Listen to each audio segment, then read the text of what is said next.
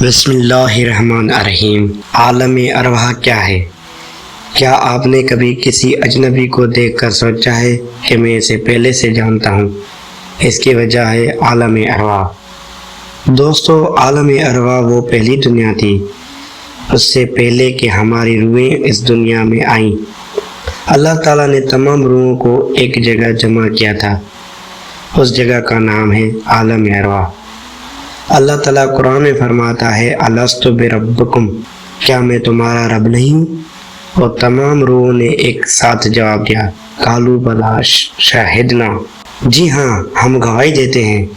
یہی ہمارا اور اللہ کا پہلا عہد تھا۔ علماء فرماتے ہیں کہ عالم ارواح میں 3 چیزیں ہوئیں۔ نمبر 1، اللہ نے ہم سے اپنا عہد لیا۔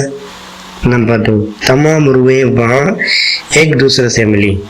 نمبر 3، اور اسی لیے آج ہم جب بھی کسی سے ملتے ہیں تو دل کہتا ہے یہ اپنا ہے۔